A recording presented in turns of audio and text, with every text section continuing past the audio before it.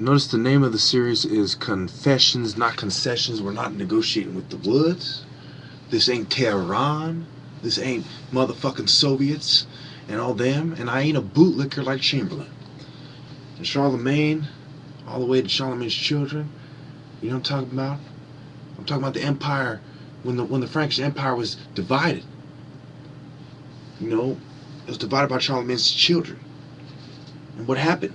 The Empire of Rome went all the way into the church, past the 1400s, past the time of the Black Death and the 100-Year War. They were still under the auspices of Rome. Now we go to this article by Charles Q. Choi. You know, basically he talks about, it's called Watery Planet, Alien Planets Might Be Stripped Dry by Gravity. He talks about the gravitational pull of the moon, how the pull of the moon and the sun affects the tidal waves of the ocean, and how Venus, you know, and the greenhouse effects. You talk about how tidal heating, Venus. It goes on to talk about the tidal effects and how there's planets like 950 million light years away. They found planets that look like, in one of the other articles, they found planets that look like Earth 950 million light years away. And we go on to, well, really, when I was talking about, let me find you this picture if I can, of, there we go. This is one of the Roman gods. Actually, this is Jupiter, and look who it looks like. It looks like Serapis, right? That is not a coincidence. See how they're merging everything together? The zodiac cults with the local religions, which basically come from the people who used to try to get answers from nature, the Egyptians. Now we go and talk about, you know, Jupiter's the 5th planet from the sun. It's the largest planet. It's a gas giant. It's about 1,000 the size of the sun, if I remember correctly. You have the Trinity, the Capitolian Trinity of Jupiter, Mars, Uranus. If you look at California, you have Santa Cruz, you have Capitola, and then you have a bunch of cavemen and Neanderthals and whatever you want to call them, you know, in their rides.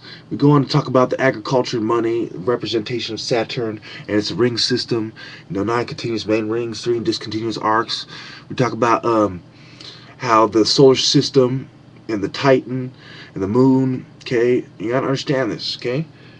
You know what I'm saying? Saturn is big. It's not a small planet, okay? It's like 9 times the size of the Earth. And look at Mars. You know what I'm saying? Mars is like 641 times 10 to the 21st power kilograms, and it's a dry desert with ice caps and volcanoes. You have to understand how the world is made, the signs of nature. You have to picture how it happened and picture it accurately. Don't let the devils put a false picture in your mind. Now in this video, oh yeah, let me just finish with the article. And did I cover everything in this? I was going to read it, but I don't want to, you know, give YouTube another excuse to whine about my stuff. So it talks about the greenhouse effect and how the watery planets might get stripped dry and that thus life goes away. And notice that we're made up of water, and there's a certain balance, and of all the planets that got a certain chemical makeup to them, a certain distance, they get certain distance from the sun.